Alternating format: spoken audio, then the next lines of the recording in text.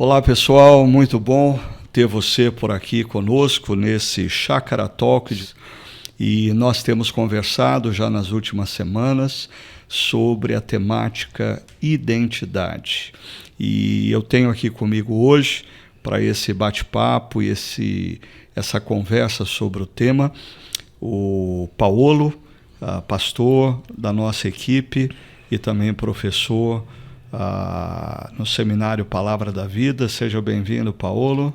Bom, Ricardo, Hugo, muito bom estar aqui mais uma vez. E também o Hugo, que já foi citado, também pastor aqui da nossa equipe. Muito bom ter você de volta das férias, né, Hugo? Bom demais estar de volta também. Legal. Bom, essa temática relacionada à identidade, é impossível não vinculá-la a algumas discussões contemporâneas, como identidade racial baseada na cor, identidade política baseada na ideologia e talvez a questão mais efervescente nos dias atuais, a identidade de gênero baseado na sexualidade, né?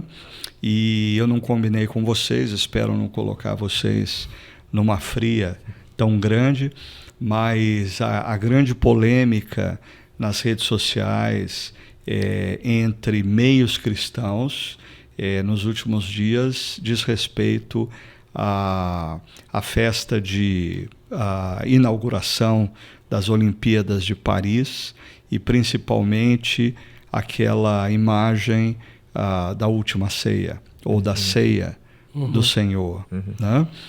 O que vocês têm ouvido acerca disso? O que vocês têm pensado acerca do que foi exposto através dessa imagem nessa festa que deveria ser meramente esportiva, mas se torna ideológica também lá em Paris? Bom, é engraçado porque quando nos grupos de WhatsApp eu faço parte de grupos de diferentes opiniões, né? E aí você tem opiniões extremas dos dois lados, né?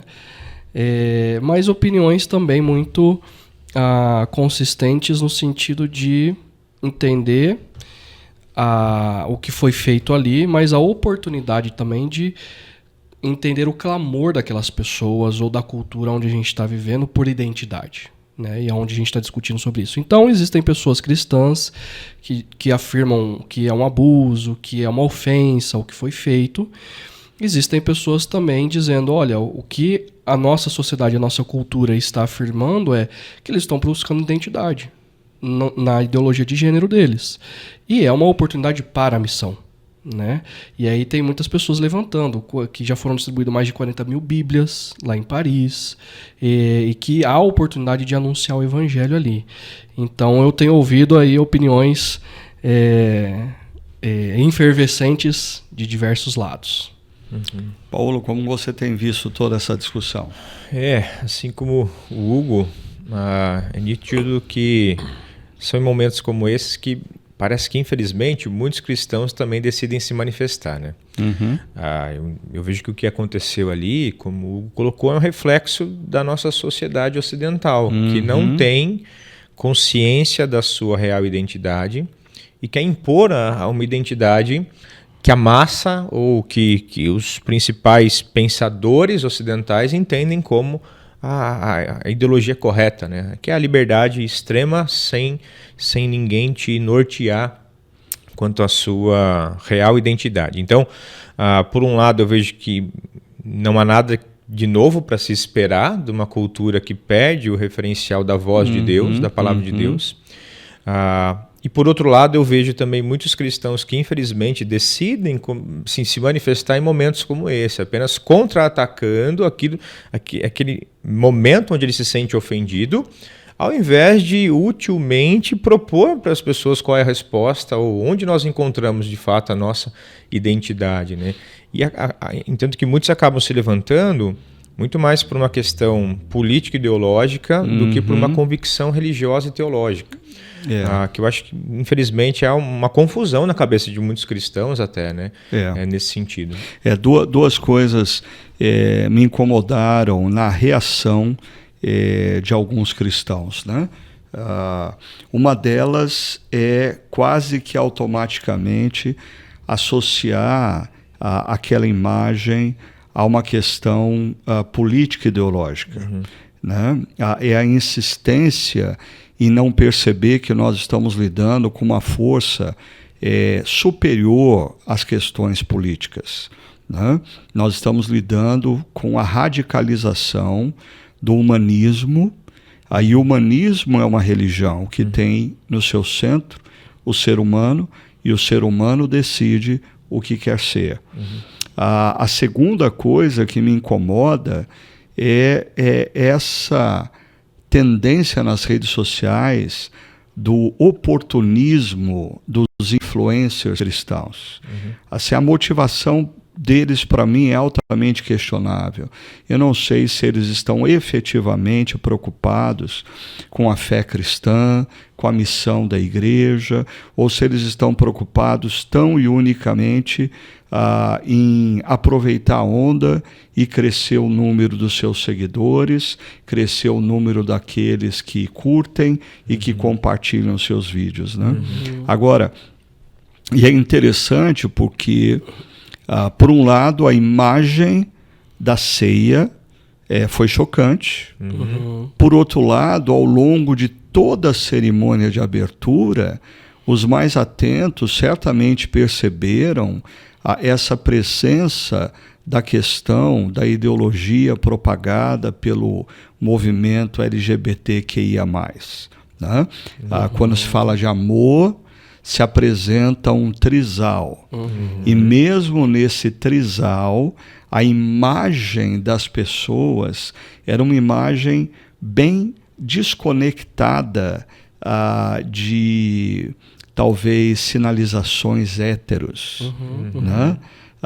Então foi uma tendência. E ao longo de toda a cerimônia, essa questão ideológica ela esteve presente. Com certeza. Concordo com vocês. Assim, isso reflete, nós estamos nesse mundo e é para esse mundo que nós precisamos apresentar o Evangelho.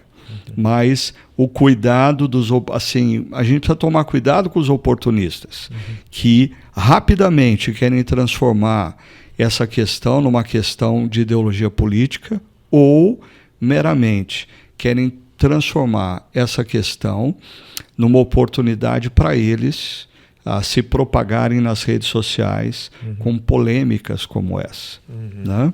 Como que vocês acham que, como igreja, nós deveríamos reagir a essa situação, tentando sair dessa reação bélica? Qual é a nossa missão como igreja nesse mundo que se apresenta na abertura dos Jogos Olímpicos de Paris? Eu entendo que a nossa posição ela está em focar no Evangelho. A resposta para qualquer caos do mundo é o Evangelho.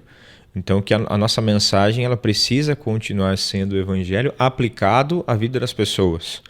Então, o que nós temos feito, tentando mostrar para as pessoas a relevância do Evangelho, até mesmo na construção da nossa identidade. Porque se eu não entendo quem eu sou, eu acabo caindo na falácia de defender causas que Deus não pediu para eu defender. E aí, eu tenho uma confusão da minha própria identidade, eu acho que eu preciso defender a bandeira X ou Y, um partido X ou Y, e eu não entendo que eu preciso propagar o reino de Deus, levando as pessoas a compreender a sua filiação diante do Pai. Né? Então, acho que o nosso papel, talvez num primeiro momento, e a partir disso, seja sempre voltar para a essência do Evangelho.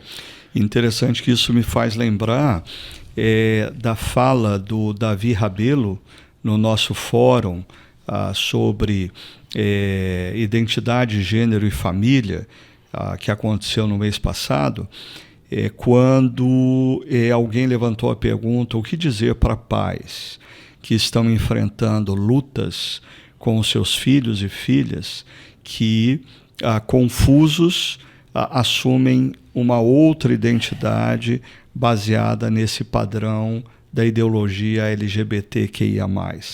E o Davi disse, primeiro, os pais precisam perceber que Jesus não os enviou ao mundo para fazer héteros dentre todas as culturas.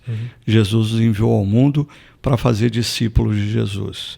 Ou seja, o que o seu filho e a sua filha precisam, essencialmente, é compreender o Evangelho. É compreender o Evangelho. O que aquelas pessoas no entorno daquela mesa satirizando a ceia de Jesus precisam é compreender o Evangelho. Elas precisam ser surpreendidas pelo Evangelho. E eu colocaria duas coisas. A primeira é que, assim como a ideologia de gênero ela faz parte de uma agenda muito maior, que é a do humanismo, né? O reino de Deus ele é muito maior do que qualquer viés político. E a sensação que eu tenho é que, eu não sei o que acontece no nosso país ou no mundo, estão reduzindo o evangelho, o reino de Deus, à ideologia política. E não está existindo uma autocrítica. E talvez até a própria ação desse movimento ideológico seja uma reação à maneira como os cristãos, entre aspas, estão amando esse público, né? E anunciando o evangelho a esse público.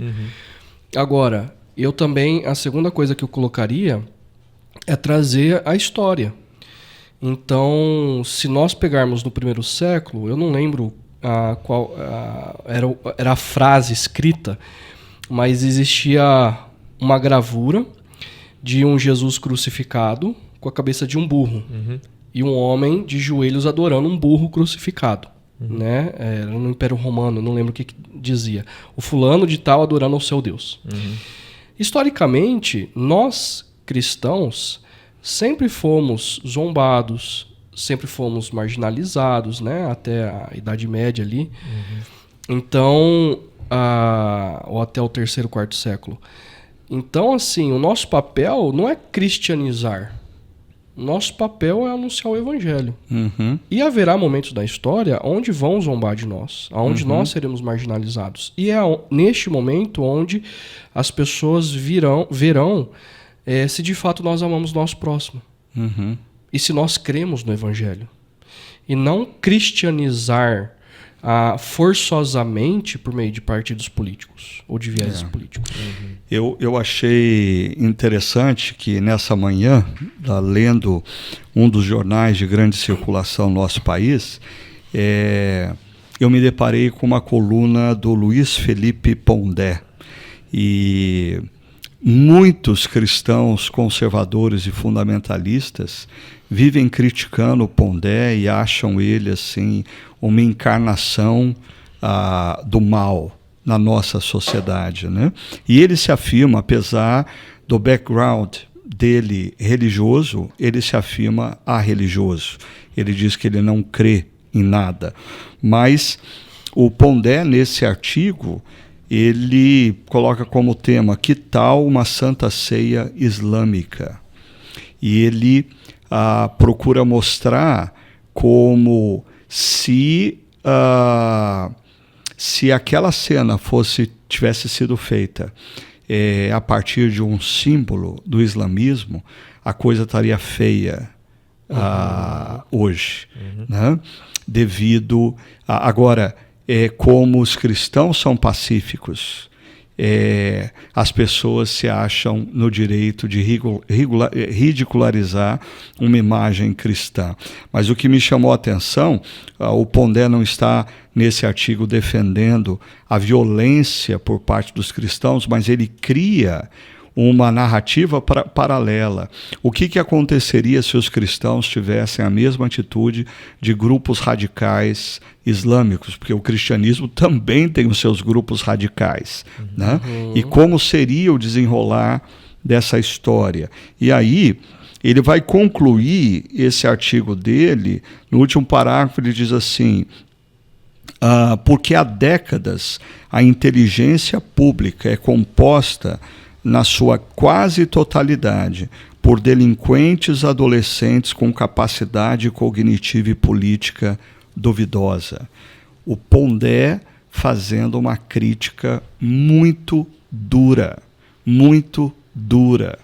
à cultura que ele mesmo representa e que ele mesmo defendeu por muitas vezes. E o mais estranho ainda é a quantidade de pessoas que se manifestam contra o Pondé. Ele quase está sendo assim cancelado nas redes sociais porque ele fez uma afirmação que critica a cultura que ele sempre defendeu. Ou seja, a gente precisa se deparar com isso. O que nós vimos na abertura dos Jogos Olímpicos é a representação da cultura que os nossos filhos vivem nas escolas, que os nossos filhos vivem nas universidades, e não adianta a igreja fechar os olhos para isso. Nós precisamos aprender a ser igreja nessa cultura e encarar a nossa missão nessa cultura, por mais ofensiva que ela nos pareça. Mais alguma ponderação sobre esse ponto, ou podemos ir para nossa última reflexão do último final de semana sobre identidade? Eu acredito que a grande número dos nossos ouvintes, né, são também os nossos líderes de grupo pequeno. Então, e outros pastores de outras igrejas, mas a gente precisa, e concordando com você, entender que este é o mundo que a gente vive, é a cultura em que a gente vive, e nós somos chamados para liderar as nossas igrejas. E existe uma responsabilidade diante das nossas mãos, de como atuar em meio a essa cultura e de valorizar a nossa identidade em Cristo, que é o que a série está propondo. Porque se a gente entrar no jogo do bate-boca, se a gente entrar no jogo de nós contra eles, ou se a gente quiser criar uma bolha, né, a gente não vai cumprir com a nossa missão. E se nós queremos ser uma igreja relevante na cidade, se nós queremos ser uma igreja que dialoga com a nossa cultura, a gente precisa entender que estamos inseridos no mundo, né? Então fica a minha palavra de incentivo para os nossos líderes de grupo pequenos, dos grupos pequenos e outros pastores, de agirmos com sabedoria. Inclusive aproveitar o momento para diálogo, né? Para não afastarmos aqueles que estão ouvindo o evangelho, que estão próximos de nós, apesar das caricaturas que acabam existindo aí no meio evangélico. E eu acho que no último final de semana, na conversa que nós tivemos com a nossa comunidade, nós abordamos a questão da orfandade, do senso de orfandade. E eu acho que, como cristãos, a gente precisa perceber que, antes mesmo desse senso de orfandade habitar de maneira ilegítima o coração de muitas pessoas que se afirmam discípulos de Jesus, esse sentimento de orfandade, ele habita homens e mulheres da nossa cultura contemporânea, gerando essa grande confusão acerca de quem eu sou. Né? Exato. É impressionante como, no contexto da cultura contemporânea, primeiro, o número de jovens e jovens adultos que foram criados sem uma figura masculina, séria e saudável, e muitas vezes sem uma figura feminina, séria e saudável. Ou seja, eles são uma geração que carrega dentro do peito um sentimento de orfandade muito grande. E isso gera muita confusão. Ou seja, nós estamos, talvez, nos deparando agora com as consequências dessa geração que é filha do divórcio, filha de pais imaturos e doentes, filha de homens que não representavam uma figura masculina, saudável e séria como a de Cristo. Ou mulheres que não representavam uma figura feminina e saudável. Então, esse sentimento de orfandade paira nessa geração. Eu ouvi uma pesquisa na semana passada que entre as meninas da geração Z, 22% das meninas da geração Z se afirmam homoafetivas. Ou seja, de cada 4 meninas da geração Z, uma se afirma homoafetiva.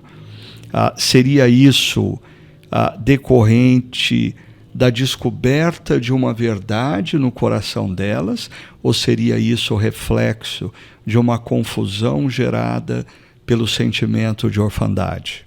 É uma pergunta queima-roupa para vocês. Eu até aproveitando que o Hugo colocou, né, para os nossos líderes, e o que você apontou, Ricardo, eu entendo que uma outra necessidade que nós temos é justamente lembrar isso. Não apenas as pessoas lá em Paris, né, na Europa, mas aqui dentro dos nossos lares, os nossos filhos, eles estão sendo bombardeados com essa cultura da abertura das Olimpíadas. Então essa mentalidade é através da escola, através do colega, através do que ela muitas vezes está ouvindo, assistindo, navegando pela internet. Então realmente eu vejo que um outro desafio que acho que nós precisamos assumir como cristãos é o compromisso de incentivar e intencionalmente conduzir os nossos filhos no Evangelho. Não adianta eu me preocupar com o que está acontecendo lá na Europa, eu preciso me preocupar, eu preciso me mobilizar, mas às vezes nós somos peritos em gritar na internet o que os outros precisam fazer,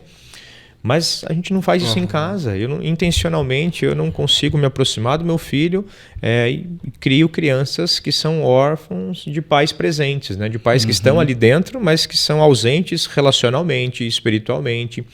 Então, eu concordo com você. Eu acho que o nosso desafio hoje é realmente olhar para dentro de casa muitas vezes e começar. Não adianta eu conduzi-los à igreja, eu preciso conduzi-los a Cristo, ao Evangelho. E isso é a nossa responsabilidade, né? Então, os nossos filhos, eles convivem na escola com filhos e filhas órfãs de pais vivos. Pais e mães ausentes, pais e mães disfuncionais. Agora, sendo muito prático com vocês que estão num processo de criação de filhos. Como que um pai cristão, uma mãe cristã, o que deve ser feito para que os seus filhos não cresçam com o mesmo sentimento de orfandade que os seus amigos da escola e da universidade? O que vocês estão fazendo e o que deve ser feito para se evitar isso no coração dos nossos filhos? Eu acredito que, assim, rotina, e falando da minha parte prática, criarmos, ou como a gente coloca na chácara, liturgias culturais, dentro de casa. Isso envolve a nossa rotina. Então, por exemplo, nem todo dia eu almoço em casa, nem todo dia à noite eu coloco as crianças para dormirem, mas a Tamara está, né? Está com eles. Mas todo dia de manhã eu levo a Ivy para a escola. E todo dia de manhã eu converso sobre o dia dela, oro com ela, converso sobre a identidade dela. Eu falo, filha, você é amada. Antes de ser amada pelo papai, você é amada por Deus. Em situações difíceis, dias à noite ou na hora da janta, a gente conversa. Conta uma alegria que você teve no dia de hoje. Conta uma tristeza do dia de hoje. E aí a gente aproveita esses momentos de compartilhar para reafirmar a identidade, né? Em momentos de correção. Então a gente primeiro cria essas liturgias culturais em família. A Tamara mais constantemente, eu não consigo às vezes no almoço e na janta junto, mas quando eu estou a gente cria isso. A gente, às noites, né, nós que temos crianças pequenas, nós contamos as histórias bíblicas ou livros que têm a narrativa da criação, da queda, da redenção, que auxiliam a visualização das crianças, mas num cenário maior, e a gente conecta com as escrituras. Uhum. E também em situações, por exemplo, o Noah, ele viu a abertura. E ele falou assim, papai, mas aquilo ali é um homem ou uma mulher?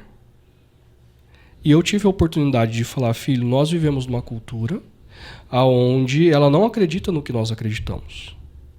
E eu pude explicar a história da criação, a história da redenção, e também acerca do respeito para com aqueles que não creem no que a gente acredita. Uhum, uhum. Então, estar presente na vida dos nossos filhos e criar liturgias culturais e aproveitar de conversar sobre emoções e dificuldades, mas voltando à história bíblica, eu acho isso fundamental. Uhum. E os pais estão terceirizando isso na sua... E aí eu generalizo, não todos, né? Mas ao YouTube, a Netflix, e estão perdendo a oportunidade de reafirmar a identidade deles em Cristo e na história da redenção. Uhum, legal, concordo plenamente. Deixa eu só alinhar o conceito, né? Para que não paire dúvida alguma. Quando a gente fala de liturgias culturais, nós estamos falando de processos que nós estamos envolvidos pela cultura presente. Acho que o que o Hugo fez menção aí são de rituais de vida. A criação de rituais de vida com seus filhos, dentro da família, rituais que reforcem o fato de que eles são amados de Deus, que eles são amados pelos pais e que eles sejam formados a partir desses valores. Obrigado, Ricardo. Eu confundi os conceitos. E Paulo, e você? Como que você tem lidado com esse desafio de formar filhas e filho que se sintam amados pelos pais e pelo Pai Celeste num mundo de crianças muitas vezes órfãs dos seus pais? Acho que além de tudo que o Hugo colocou, né, essa questão dos rituais, essa rotina de relacionamento aberto com eles em relação a quem somos, os propósitos pelos quais Deus os criou, essa grande narrativa bíblica. Talvez uma coisa que nós temos também feito em casa é tentar desde cedo nutrir sempre esse espaço de diálogo aberto sobre o mundo e como ele funciona, e como ele é, e como ele deveria ser. Então, assim como o Hugo, nós também não temos o hábito de esconder das crianças as mazelas, assim, né, olhando teologicamente, né, da realidade que nos cerca. Então, desde pequenos, nós sempre tiramos dúvidas, deixamos eles fazerem perguntas sobre o corpo, sobre o mundo, sobre sexo, sobre tudo, a fim de que eles tenham esse espaço aberto para nos procurar e tirar as suas dúvidas. E acho que assim como Salomão, nós sempre meio que intencionalmente gritamos para eles, não literalmente, mas no coração deles, olha, escuta o papai e a mamãe. Então o primeiro versículo que eles decoraram em casa é Provérbios, que diz, o filho sábio ouve o pai, mas o tolo não ouve a sua mãe, né? Então nós sempre trabalhamos com isso, olha, você pode ser sábio ou tolo. Qual caminho você vai seguir é uma decisão tua. Agora, a sabedoria bíblica passa por ouvir os conselhos daqueles que amam a Deus. Então, nós não falamos isso por mal, falamos isso porque nós te amamos. E o conselho, ou a palavra de Deus, diz que você precisa mudar isso, corrigir isso, pedir perdão aqui, ouvir, acreditar nisso. Então, esse apelo que Salomão faz, eu vejo que muitos pais olham também hoje e falam assim, mas meu filho não me ouve. Parece que o de Salomão também não ouvia, por isso que, pelo menos ele até insiste tanto nisso, até o capítulo 9, ele fala direto, filho meu, me ouve, filho meu, dá o teu coração, filho meu, escuta o que eu tenho a dizer. É a insistência, não desistir. Então, em casa, nós realmente encaramos a tarefa de criação de filhos como nosso principal ministério. Se eu precisar abrir mão de alguma coisa, eu vou abrir mão de alguma coisa, mas deles a gente não abre. Então, a intencionalidade é também fazer da vida algo agradável, mostrar que a vida com Deus não é algo pesado. Então, nós nos divertimos, nós rimos, nós brincamos, mas nós fazemos tudo isso porque Deus nos ama e nos proporciona esse ambiente, né? E eu vejo que nós temos colhido frutos, sabe? Às vezes nossos filhos chegam e falam, olha, Como que funciona isso? Até em questões práticas mesmo, né? Da intimidade conjugal. Mas como que é isso? Isso funciona, isso dói, incomoda? E a gente trata com naturalidade. Às vezes algumas pessoas que estão perto até se assustam. A gente fala, olha, depois a gente conversa, agora não é o momento, mas a gente vai conversar, a gente vai tirar dúvida. E isso facilita muito. Nós vemos que elas olham algumas situações, as maiores, né? Olha isso daqui, Tony, funciona assim. Olha, Tony, isso que ele fez é certo ou é errado? É mentira? É verdade? Então nós sempre tentamos gerar reflexão e não imposição. Desde cedo. Vamos assistir um filme? Às vezes eu paro e falo, olha, isso que aconteceu agora, você faria igual? O que você faria diferente? Para tentar gerar essa reflexão e não a assimilação da cultura, né? Exato. Eu acho que tudo isso que vocês estão falando passa por uma decisão de pais e mães, uma decisão muito séria, de se tornar a maior fonte de influência dos seus filhos. E isso parece tão óbvio, mas inúmeros pais e mães, inclusive alguns que se afirmam cristãos, têm entregado seus filhos à influência dos influencers de YouTube. Né? Algumas crianças gastam mais tempo assistindo a YouTubers do que conversando com seus pais. Quantas vezes pais e mães presenteiam seus filhos cedo com o iPad, com o iPhone, para que eles tenham mais tempo livre para fazer o que eles bem entendem. E pior ainda, né? Eu estava com os meus netos assistindo um seriado e o menino desse seriado, o personagem principal, ele é um menino que está sempre envolvido com a história, ele gosta de eventos históricos e ele é muito imaginativo, ele está no quarto dele e acontece uma situação que um portal se abre para ele visitar diferentes momentos da história.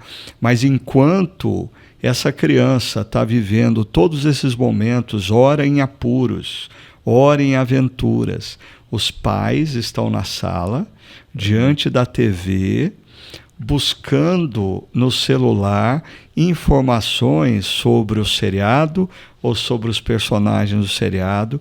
Ou seja, os pais foram engolidos pela tecnologia e cultura e abriram mão da influência, do acompanhamento dos seus filhos. Então, acho que eu sei, quando nós nos deparamos com essa cultura que nós vimos na abertura dos Jogos Olímpicos, nós pais nos sentimos chocados. Mas o que fazer diante disso? O que sempre a Bíblia disse que pais deveriam fazer: gastar tempo com seus filhos, se relacionar com eles, falar do amor de Deus e demonstrar que eles são amados, assim, colocando-os como prioridade nas suas próprias vidas, ou seja, a decisão de ser a principal fonte de influência dos filhos num mundo como hoje. Agora, quando nós falávamos nesse último final de semana sobre esse sentimento de orfandade, nós mostramos através do episódio ali da tentação de Cristo no deserto, que quando nós somos tomados por esse sentimento de orfandade, 3 áreas das nossas vidas se tornam muitas vezes portas de entrada para a deformação da nossa identidade em Cristo. Primeira delas, o apetite, relacionado a desejos, né? A orfandade, o senso de orfandade nos leva a nos rendermos aos desejos, talvez como uma forma compensatória de eu não me sentir amado. Uma segunda área de orfandade diz respeito à aprovação dos outros. Também, assim, ter a aprovação dos outros se torna uma rota de escape para alguém que não se sente efetivamente amado no coração, né? E a última área, a ambição, se tornar grande e rápido, que também se relaciona com a aprovação, né? Mas também é uma rota de escape. Eu quero ser grande e eu quero ser grande rapidamente. Por quê? Porque eu não me sinto no coração amado, preenchido. Então eu preciso desse adicional, esse plus, esse acessório. Quando a gente fala de apetite, desejo, aprovação dos demais, dos outros e a ambição na vida, qual dessas 3 áreas vocês consideram mais recorrente na vida das pessoas que vocês aconselham e cuidam?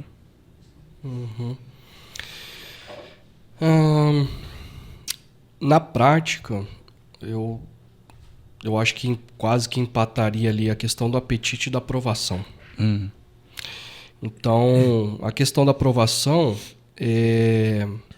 a gente falou muito da aprovação de pessoas que estão ao nosso redor, mas, assim, no ambiente de trabalho. Mas eu vejo muita aprovação, assim, do meu pai e da minha mãe, que já são idosos. E continua, pessoas carregam isso. Ou a aprovação dos meus filhos, que são pequenos. Então eu preciso fazer coisas para que eu seja aprovado. Agora, o apetite, a questão dos desejos de comprar, de viajar, de de entretenimento, isso também é muito forte. Então eu caminharia não com uma, mas com 2 questões aí. E a gente até definiu essa questão do apetite como algo que nos entrega prazer. Isso. Né? Em alguns casos é comida. Interessante, porque em alguns casos é quantidade de comida. Em outros casos é sofisticação de comida. Eu li uma reportagem recentemente sobre essa questão da neura pelo gourmet, pela sofisticação. O prazer está em provar algo dessa cultura gourmet, sofisticada. Né? Games, a gente está caminhando no Brasil aí com um problema seríssimo, né? Relacionado a games. Internet gera aumento da questão da pornografia, que está relacionada ao prazer. Né? Então, essa coisa da entrega do prazer é a porta do apetite. Você está dizendo que para você está empatado a busca pelo prazer e a busca por aprovação. E no seu caso, Paulo, o que você tem encontrado nas conversas pastorais com as pessoas que você cuida? Eu concordo com o Hugo. Eu entendo que acho que tanto o apetite quanto a necessidade de aprovação são 2 problemas latentes e, assim, tentando observar um pouco a realidade dessas 2 áreas, eu vejo que são 2 áreas onde as pessoas, nas últimas gerações, elas já crescem aprendendo que é disso que elas precisam para se sentir amadas e valorizadas. Eu acho que essa questão do apetite, ele já é meio que desenfreado desde pequeno. Quando o pai compra tudo que a criança quer, quando ele dá tudo que a criança quer, então ela cresce achando que a felicidade está inteira. Aquele brinquedo novo, aquele sapato novo. A partir daquela lógica dos pais, eu não quero que os meus filhos passem pelo que eu passei. Então, os pais não querem que os filhos tenham uma experiência de frustração por não ter o que quer, né? E aí a pessoa já cresce entendendo que a felicidade está em satisfazer os meus apetites. A frustração, ela não pode jamais existir na vida do meu filho, porque senão ele vai ser infeliz ou vai achar que eu não o amo. Está muito relacionado. Só acrescentando aí, é muito comum eu ouvir lá em casa assim, mas isso é chato.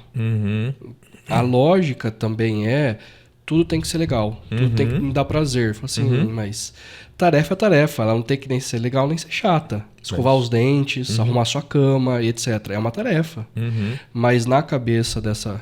Nossa também, eu acho que a gente já cresceu assim.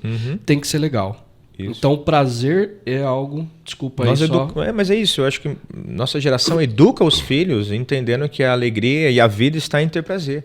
Então eu cresço... E aí agora eu vou me frustrar, eu não posso ter o que eu quero. Então acho que essa questão do apetite, é algo que vem de pequeno. Nós temos muitas vezes esse hábito também em casa, de deliberadamente levar as crianças em algum lugar e eles pedirem algo, a gente fala, não. Ah, não tem dinheiro? Não, eu tenho dinheiro, mas eu não quero gastar com isso agora. Você não precisa disso agora. Então, esse senso de frustração, né? E a cara emburrada, isso faz parte da vida. E acho que essa questão da aprovação, porque eu tenho visto, infelizmente, muitos jovens e até mesmo crianças, que eles cresceram na base de conquistar o amor dos pais. Eu acho que muitos pais erram nisso. Meu filho me frustrou na frente do meu amigo, meu filho me magoou, ele não é tão comportado quanto o outro, então agora eu vou maltratar o meu filho, para ele ver o quanto eu estou triste, o quanto eu estou frustrado porque ele não se comportou bem na casa, ou quando a visita vem em casa ele não se comportou bem. Então pais que às vezes agem com pirraça, igual criança, para ensinar os filhos e não educam os filhos.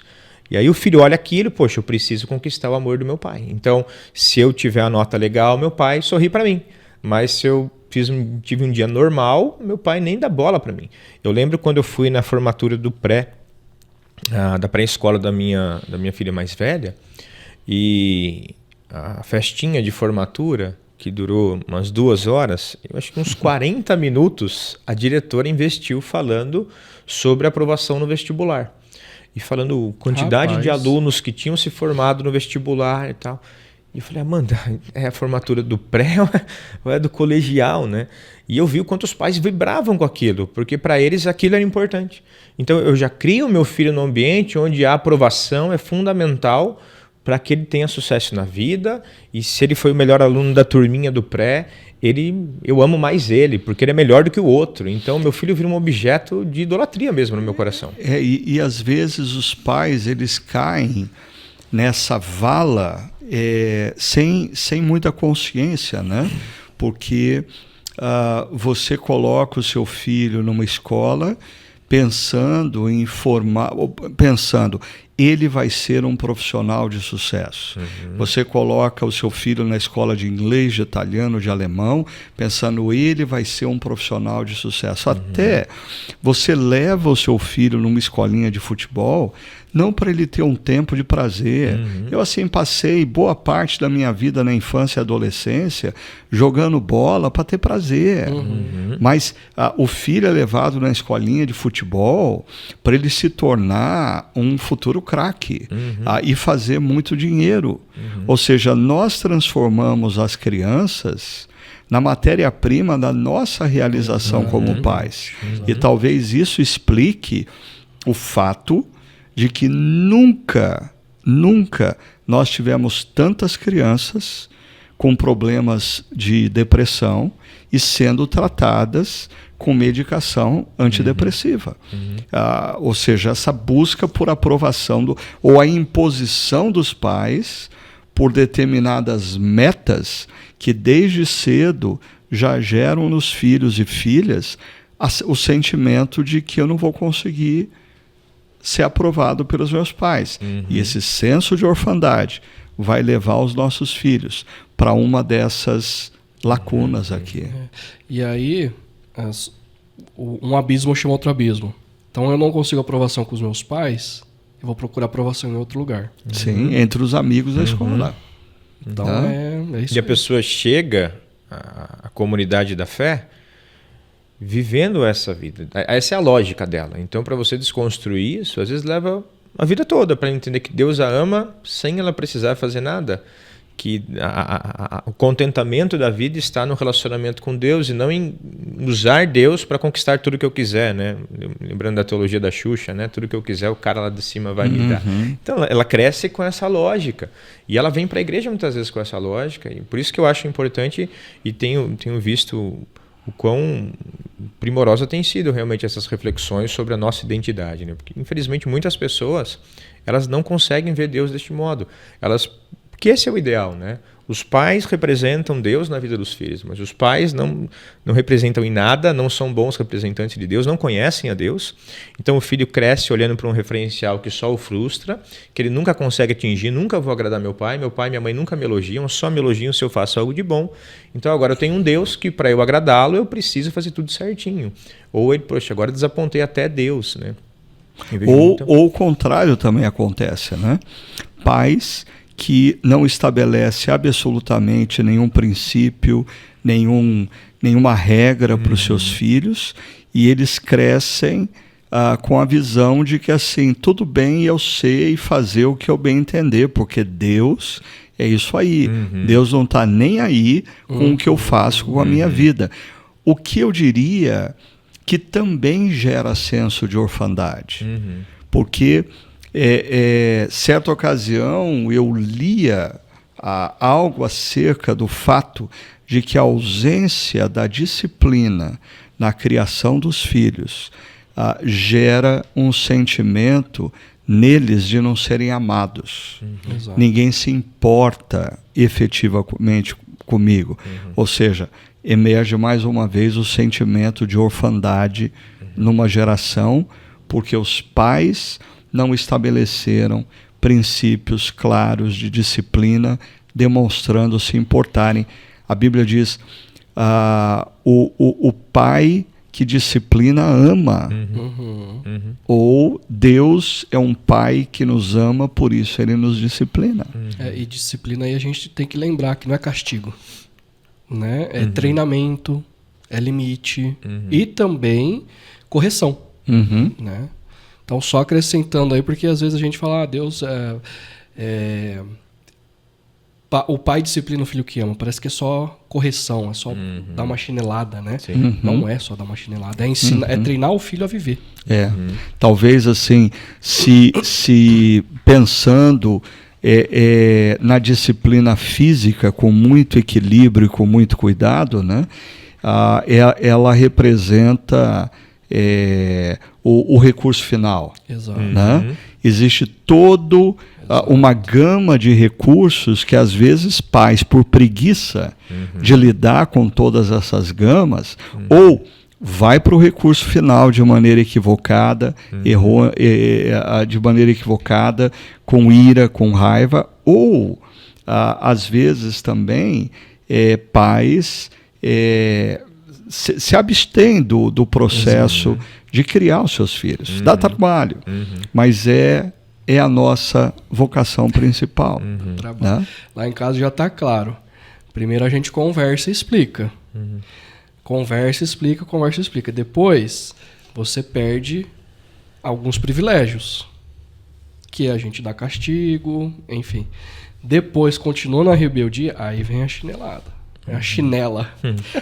Agora, deixa eu retomar essas 3 áreas do apetite, da aprovação e da ambição, porque daí a gente, talvez aí pelo momento de vida de vocês, a gente voltou a falar de crianças. E eu queria falar de adultos. Né? Como que essa lacuna da orfandade gera distorções na vida de adultos quando nós falamos de apetites, de desejos. Como que vocês, no cuidado pastoral, que tipo de distorção vocês encontram hoje em dia na vida de adultos? Pelo senso de orfandade, eles se entregam aos desejos.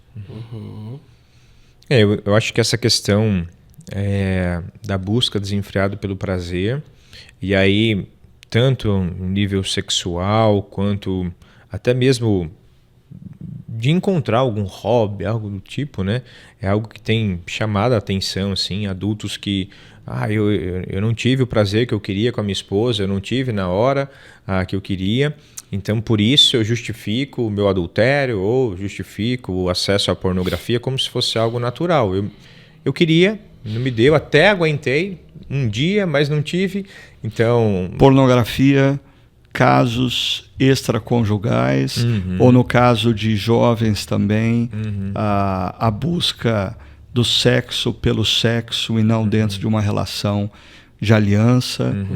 Essas são formas hoje em dia que a gente se depara de adultos buscando o desejo por um senso de orfandade, um vazio interior. Nós conversávamos mais cedo, que inclusive muitas pessoas que já passaram pelo divórcio têm tido muita dificuldade com isso. Porque já tiveram muitas vezes uma prática sexual dentro do relacionamento da aliança e agora se encontram divorciados e querem justificar a necessidade de prazer físico com um relacionamento fora da aliança. Mas eu sou adulto, eu sei o que eu estou fazendo, Deus sabe do que eu preciso.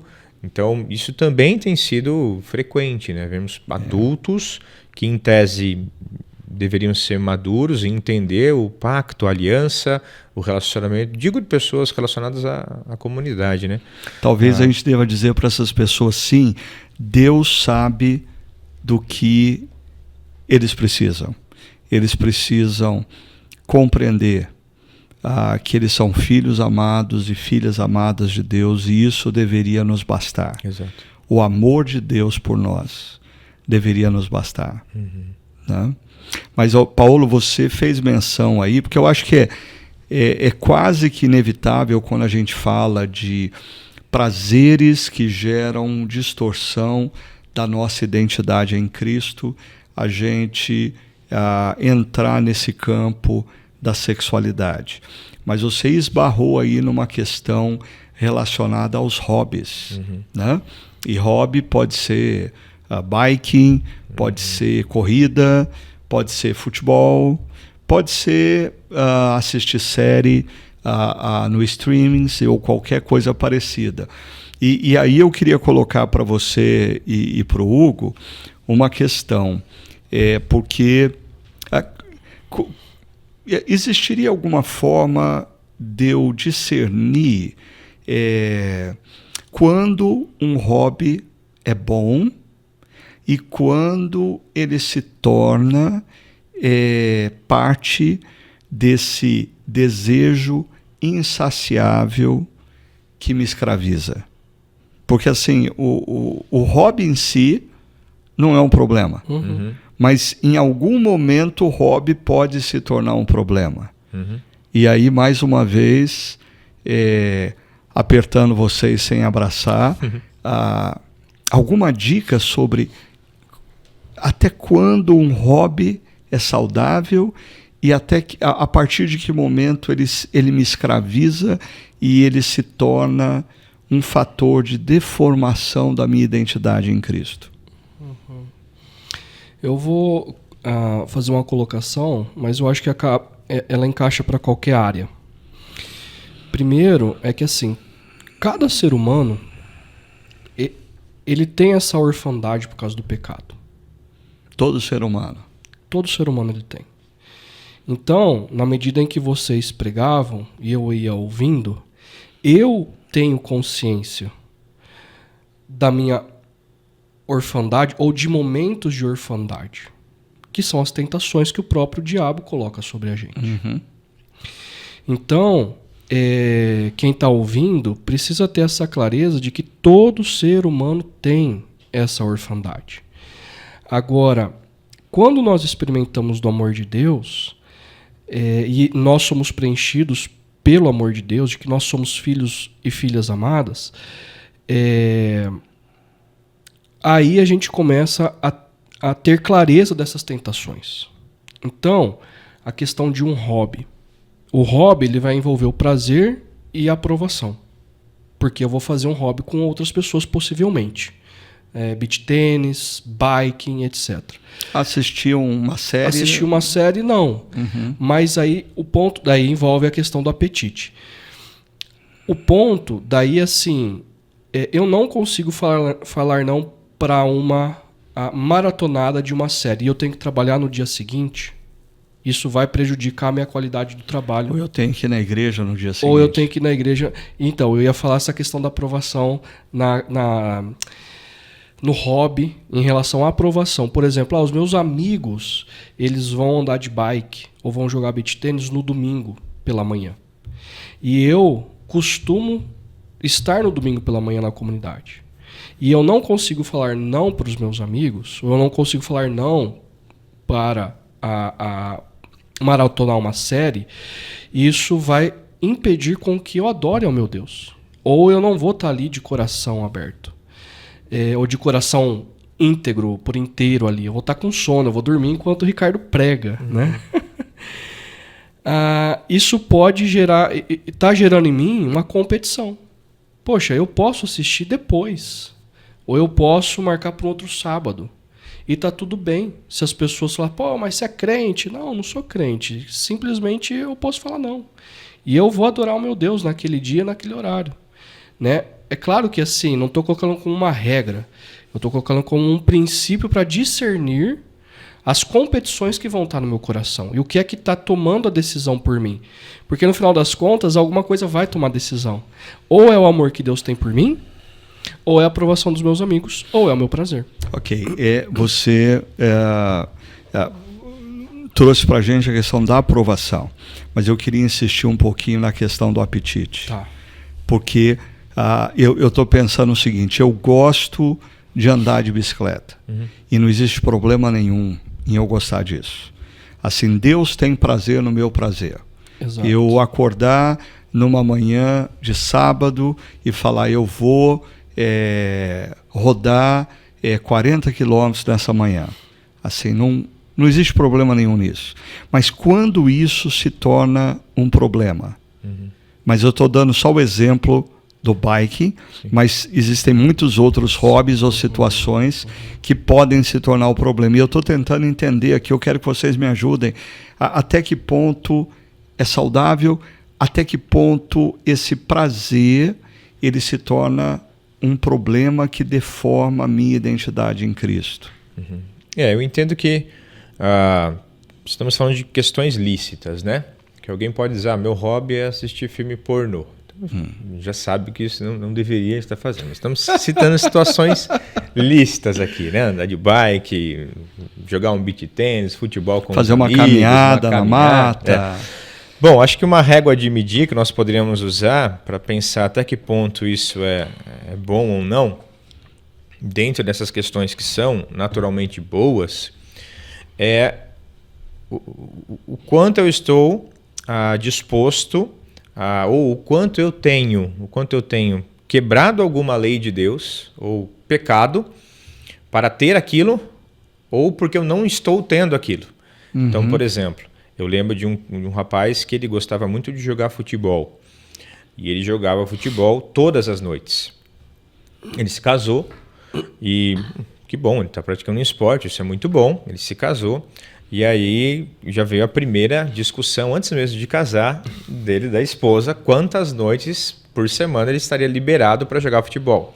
E ele queria 5 e ela queria liberar 3. Então eles chegaram num consenso de 4. Pois bem, com pouco tempo de casado, ela ficou doente.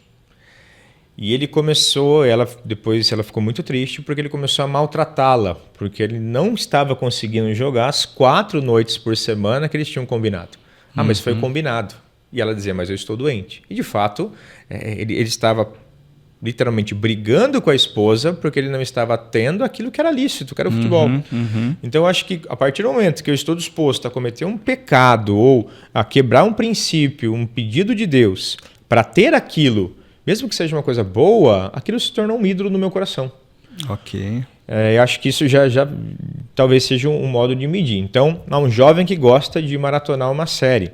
Tá, eu estou de férias, uma noite que eu posso tirar para fazer isso? Vamos embora. Agora, não, eu estou maratonando uma série legal, mas eu faço isso durante a minha rotina normal. Eu estudo, eu trabalho, no final de semana eu tenho que ir à igreja, mas eu tiro a sexta e o sábado para madrugar, virar a noite maratonando uma série. Há algum problema nisso? Depende. Você consegue cumprir o princípio que Deus deu para você de descansar o seu corpo? Você consegue aproveitar o final de semana para depois estar junto com a comunidade, adorando a Deus com intensidade? Você consegue depois trabalhar bem durante a semana? Ou isso está prejudicando a sua saúde? Então, eu vejo muito Provérbios, capítulo 5 a 7, né, que ele fala sobre o perigo da imoralidade. Então, o capítulo 5 ele fala sobre o perigo da imoralidade, o capítulo 7 ele fala sobre o perigo da imoralidade, mas no capítulo 6 ele fala sobre disciplina. Vai ter com a formiga, ó preguiçoso, né? Então, eu não entendo que ele está falando só sobre aprender a trabalhar, mas sobre aprender a ter uma vida disciplinada, equilibrada. Então, eu quero ter prazer, mas esse prazer ele precisa estar dosado com disciplina. Há um equilíbrio, né? Se aquilo me prejudica ou prejudicar outros, ou se eu estou disposto a prejudicar outros para ter o meu futebolzinho, se eu estou disposto a brigar com a minha esposa para eu ter o meu futebol, poxa, até que ponto o futebol eu não estou amando mais o futebol do que a minha esposa ou a Deus, né? Eu acho que quando quando aquilo que me dá prazer e é lícito, e Deus não tem problema nenhum, Ele tem prazer no nosso prazer, assim como eu tenho lá a teoria do pudim, né? Quando o pai tem prazer no filho comendo o último pedaço de pudim. Eu acho que Deus tem prazer no nosso prazer. Agora, quando o nosso prazer ele passa a nos controlar, e ele passa, como você colocou aí, a inverter valores nas nossas vidas. Lembro sempre de Santo Agostinho, né? Amor fora de ordem. Quando eu passo a amar mais, a praticar futebol do que a minha esposa, tem alguma coisa de errado. Quando eu começo a gostar mais de beach tênis do que gastar o sábado pela manhã com os meus filhos, tem alguma coisa de errado.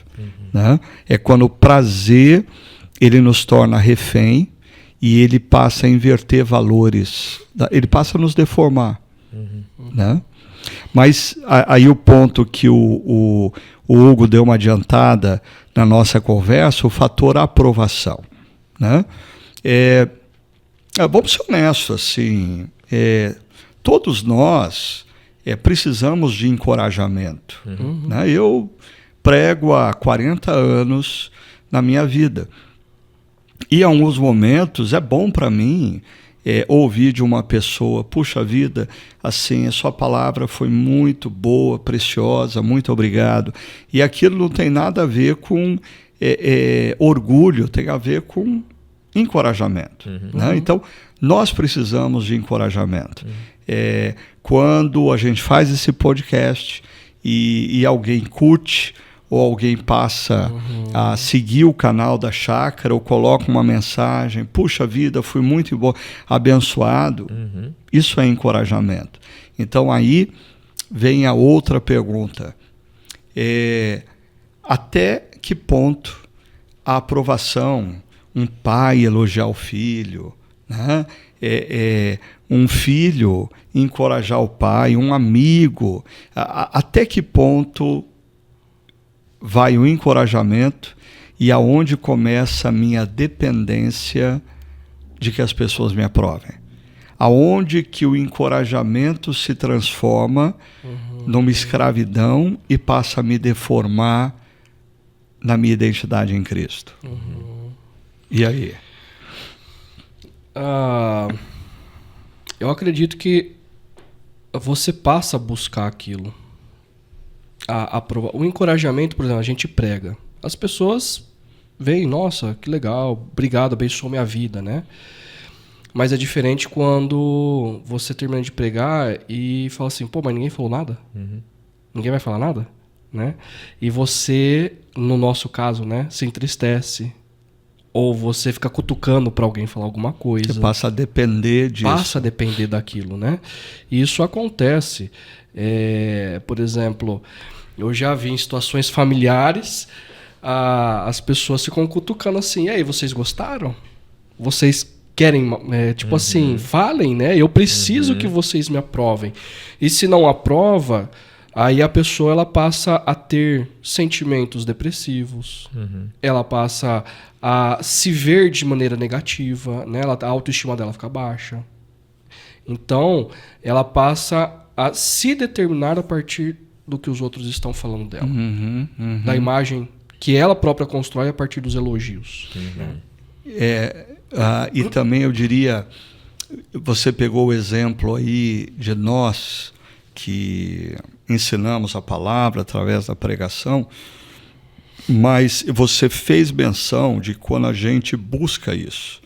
Ou seja, quando o jovem pregador, quando qualquer pregador está preparando a mensagem e começa a pensar assim, eu vou usar essa frase porque isso vai gerar... As pessoas vão se arrepiar quando eu falar isso. Ou seja, eu começo a pensar em formas de eu ter a aprovação, de eu ter a admiração. Talvez, para mim, do que você falou, Hugo, me parece que assim, o encorajamento, ele faz parte da nossa necessidade. Tanto que, assim, a Bíblia, dos princípios de mutualidade no Novo Testamento é encorajai-vos uns aos outros. Nós devemos nos encorajar, né? Agora, quando a minha motivação é fazer para ter aprovação, esse é um sinal de alerta que talvez eu esteja pegando um caminho errado. O que você acha, Paulo? O que você acrescentaria sobre esse ponto? Enquanto o Hugo falava, eu me lembro de um pastor que eu conheci, quando as pessoas chegavam para, às vezes, elogiá-lo, né, de algum modo, eu achava aquilo tão assustador, assim, né? Ele virava e falava, é mesmo? Você gostou? O que você gostou? Fale mais para mim. Por que você quer ouvir mais, né? E é muito isso, assim, essa necessidade de continuar afagando o meu ego, parece, né? Parecia, né? Não posso julgá-lo, mas ele fazia isso direto. Ou ele estava, talvez, tentando checar se aquela pessoa não estava sendo falsa. Tomara. Foi muito boa a sua palavra. Foi. O que foi legal? Aí a pessoa não tem o que dizer. Opa, peraí, né? Mas eu achava isso um pouco estranho, né? Agora, eu entendo que também, né, em cima do que vocês colocaram, quando talvez a pessoa começa a se perder nessa necessidade de aprovação, quando ela começa a acreditar em tudo que ela ouve, como se ela realmente fosse tudo aquilo que as pessoas dizem, ela se esquece de que muitas vezes as pessoas têm mais facilidade em elogiar, não na rede social hoje, né? Mas no relacionamento real, as pessoas têm mais facilidade em elogiar do que apontar algum defeito ou uma crítica. Então, eu sempre tenho algo a melhorar. Quando eu começo a me esquecer disso, eu acho que isso é um problema. Talvez principalmente quando eu começo a me esquecer, que não importa, estamos falando aqui de pastores, né? Mas eu recebi um elogio no meu trabalho, na minha profissão, por ser um bom funcionário, um bom empreendedor, um bom filho.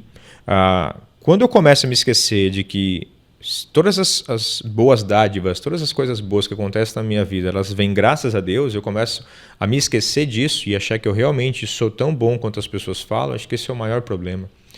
E eu me lembro muito de Provérbios, né, que fala que leais são as feridas feitas por aquele que ama, porém os beijos de quem odeia são enganosos. Então, a pessoa que tem muita dificuldade em ouvir uma crítica, mas ama ouvir um elogio, ela já se perdeu nessa questão da necessidade de aprovação, né? Porque, segundo a Escritura, às vezes a crítica é tão importante ou mais importante em alguns momentos da nossa vida do que um encorajamento. Sim, os encorajamentos são essenciais, nós devemos fazer isso com os nossos filhos, nossos amigos, mas nós temos que estar abertos também à crítica. Então, quando a pessoa está fechada a uma crítica ou alguém vem e me diz algo e eu fico emburrado, eu fico triste, poxa, então eu acho que tudo gira em torno de mim, eu não tenho nada a melhorar, eu já me perdi nessa questão da necessidade de aprovação. Talvez, então, até por uma questão de tempo, a gente não está apresentando aqui respostas exaustivas, né? Respostas que abranjam todas as áreas. Mas duas dicas importantes que vocês me deram, que me ajudam a avaliar o quanto essa necessidade de aprovação se tornou uma porta através da qual a minha identidade em Cristo é deformada. A primeira delas é a motivação. Quando eu começo a fazer coisas tendo a motivação de ser aprovado, né? De receber o elogio. Então, a motivação pode ser um sinal de alerta. E Paulo colocou agora a crítica. É quando uma crítica me abate, quando uma crítica me desmonta, me desarticula, isso é o sinal de que alguma coisa muito errada está, né? Porque se a crítica é feita a maneira como eu fiz algo, a minha performance, ao meu resultado, e eu simplesmente desabo, é sinal que assim, a minha identidade está vinculada ao que eu faço e não a quem eu sou em Cristo Jesus. E a última área, que vocês até disseram que assim, no trabalho pastoral vocês têm lidado mais com a questão do apetite, da aprovação, e nem tanto com a ambição. Que bom isso.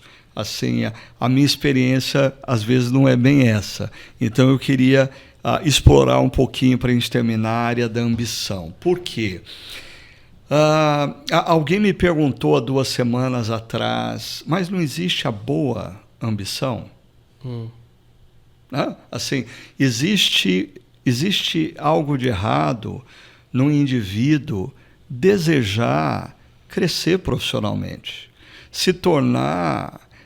existe algo de errado, o sujeito ele é funcionário de uma empresa e ele almeja se tornar gerente, se tornar, quem sabe, gestor, quem sabe executivo, quem sabe CEO.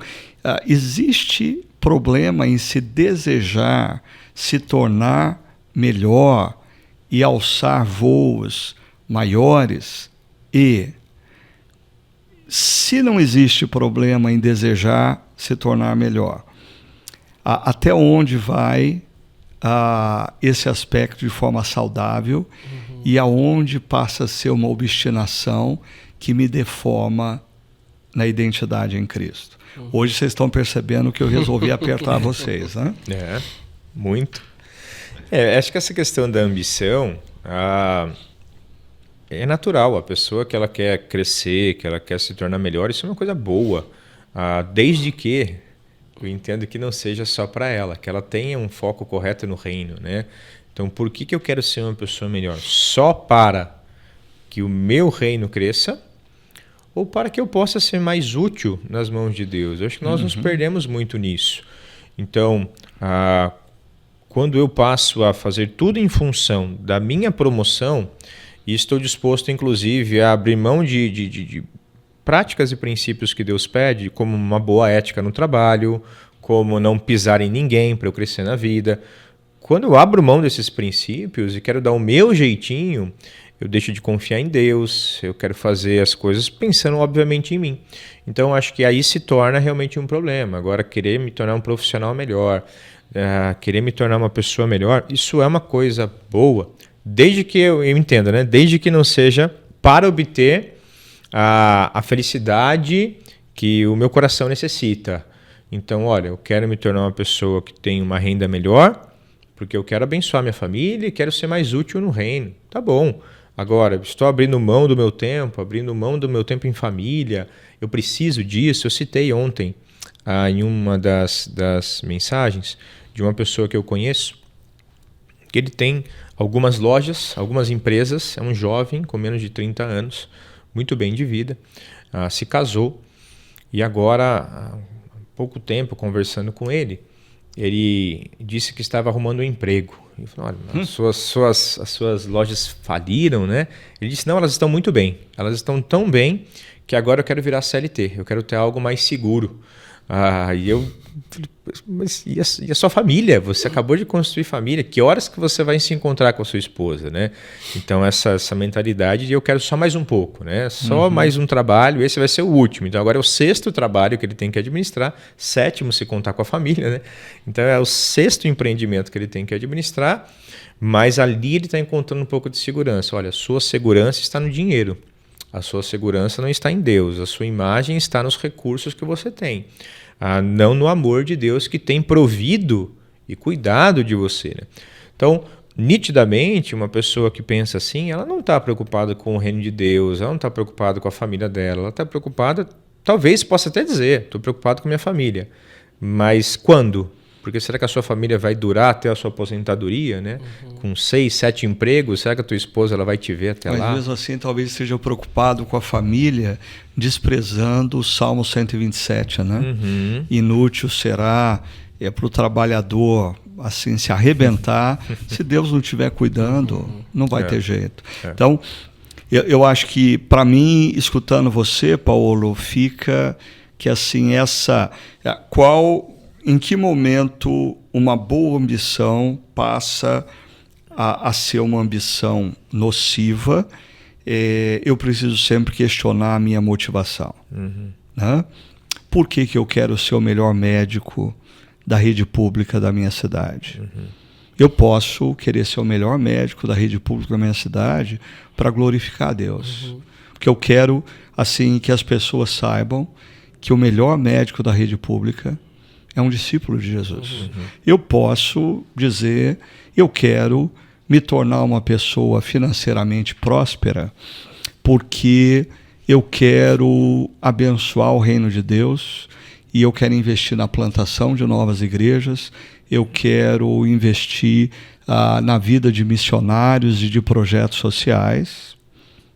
Ok, Deus abençoe esse sujeito e que ele seja nosso amigo, né? Eu quero amigos assim. Agora, a motivação, então, é um ponto que a gente precisa checar para discernir o que é a ambição saudável e quando a ambição se torna obstinação, doentia e deforma a nossa imagem. Mais alguma coisa sobre isso, Hugo, você queria acrescentar sobre a dimensão da ambição? Queria lembrar, Jesus ele conta a parábola dos talentos. E aí o Senhor dá 5, 4, 3, 2, 1 talentos lá para os trabalhadores. E quando ele volta, eles multiplicaram. E um deles não multiplicou. Em outras palavras, Deus dá capacidade para cada um de nós e o que ele espera é que a gente desenvolva. No âmbito intelectual, no âmbito profissional, no âmbito, relacional, ele quer que a gente use e desenvolva as habilidades da maneira como ele nos criou para sermos, né? Agora, eu volto para a motivação, como já foi afirmado, de que se eu penso só em mim mesmo, tudo que eu faço tem a ver com o meu prazer, tem a ver com as minhas conquistas, tem a ver com o meu nome. Agora, quando eu sou um grande empresário, eu acho que o empresário que pensa no reino de Deus, a motivação fala assim, poxa, eu estou abençoando, não são os funcionários que estão trabalhando para mim, eu estou empregando tantas famílias, tantas vidas, eu estou pagando um salário justo para que essas famílias tenham qualidade. Ele vai além dele mesmo, né? Então, a perspectiva muda. Porque se Deus me deu capacidade cognitiva, habilidade de fazer cirurgia, habilidade de cuidar, aconselhando pessoas no consultório, eu tenho consciência que Deus me deu. Né? Então vai além. Eu acho que essa imagem que você traz, imagem bíblica, né, da parábola dos talentos, nos ajuda grandemente, né, a perceber que não existe pecado em querer crescer. Não existe pecado em querer multiplicar os recursos que Deus nos deu. A grande questão na parábola dos talentos, é a consciência de que o talento é algo que foi dado por Deus a nós. E que nós vamos prestar contas, ou seja, o talento não é algo que foi dado por Deus para nós para viver para a gente mesmo. É algo que a gente precisa viver para Ele. Né? Dito isso, eu queria terminar esse nosso podcast aqui riquíssimo, levantando uma última pergunta para vocês e com ela nós vamos terminar. Porque nós temos falado muito nessa série sobre a importância de nós ouvirmos a voz de Deus. E como a voz de Deus nos liberta da escravidão do apetite, da escravidão da aprovação, da escravidão da ambição. E nessa última reflexão a gente foi mais claro ainda dizendo, nós precisamos ouvir a voz de Deus que diz que nós somos filhos e filhas amadas em quem Ele tem todo o prazer. Eu acho que a pergunta que fica é como nós ouvimos a voz de Deus? Do que nós estamos falando? Nós estamos falando de uma experiência sobrenatural, de uma experiência mística, de uma voz que ecoa dentro de mim e eu não faço ideia de onde ela veio. Do que nós estamos falando quando nós afirmamos que para nós sermos livres, nós precisamos ouvir a voz de Deus que afirma que nós somos filhos e filhas amadas em quem Ele tem todo o prazer. Eu entendo que nós estamos falando de acreditar na palavra dEle. Acreditar naquilo que Ele já deixou registrado para nós, na palavra dEle, quando ele diz, por exemplo, em João 3,16, que ele amou o mundo de tal maneira que deu o seu Filho, quando ele diz em Romanos 5,8 que ele provou o seu amor por nós, pelo fato de que Cristo veio morrer por nós, quando nós não tínhamos nada para oferecer por ele. Então, para ele, né? Então, eu entendo que dizer que nós precisamos confiar na voz de Deus é confiar naquilo que ele disse para nós através da sua palavra, é acreditar na palavra dele, né? Enquanto tem muitas outras palavras sendo ditas, né? Verdades sendo gritadas e afirmadas, a palavra dele, a Bíblia, como revelação de Deus para nós, é o meio no qual nós podemos confiar, porque ela, como ela mesma afirma, né? Ela é viva. E a partir do momento que eu creio no que ele diz, na palavra dele, a vida é gerada no meu coração. Legal.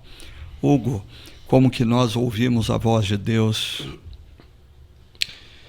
Eu acho que em momentos de tentações, assim como Jesus passou, é onde a nossa identidade ela é colocada em xeque, mas também é onde ela é reafirmada.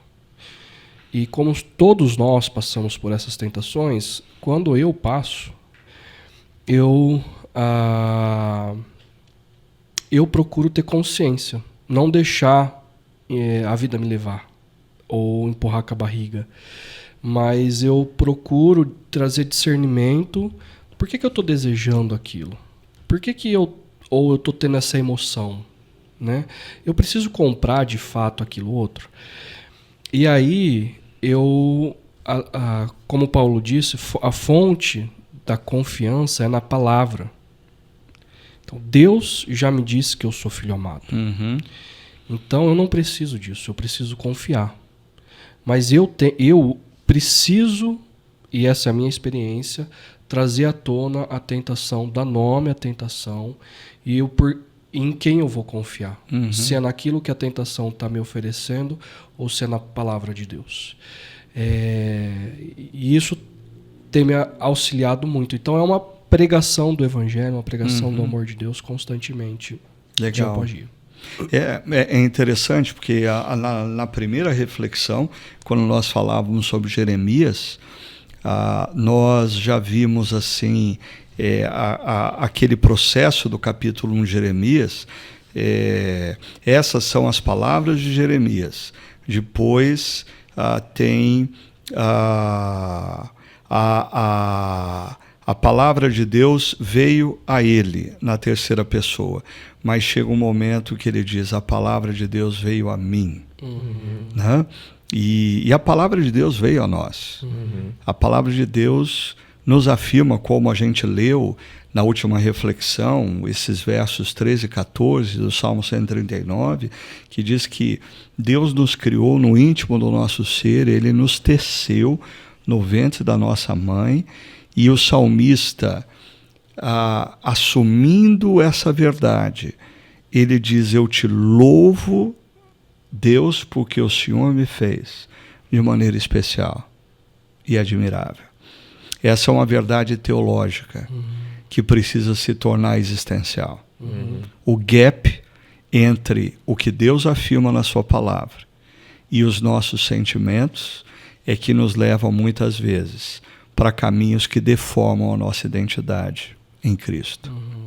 Bom, o papo tá bom, a gente até alongou um pouquinho, mas está na hora da gente terminar. E terminando, eu quero convidar você que está acompanhando o nosso podcast a estar conosco no próximo final de semana, dia 3 e 4 de agosto. Nós vamos dar continuidade a essa série e nós vamos estar conversando mais especificamente sobre uma afirmação do apóstolo Paulo em Efésios, capítulo 2, verso 10, que ele diz que em Cristo Jesus nós somos poemas de Deus. Deus está escrevendo uma história através de nós. Aí poemas são belos, poemas são elaborados, e é isso que Deus está fazendo na minha e na sua vida. Você pode participar com a gente no sábado, às 18 horas, no nosso Espaço Paineiras, ou no domingo, às 9, 11 e 19 horas, também no Espaço Paineiras, ou no Espaço Barão, com direito a um cappuccino com um croissant aqui da Adélia, no domingo, às 9 horas da manhã. Se você não é da região metropolitana de Campinas, você pode acessar o chakra.org e participar com a gente. Que Deus abençoe grandemente a sua vida, a sua semana e que nós estejamos juntos no próximo podcast. Até lá.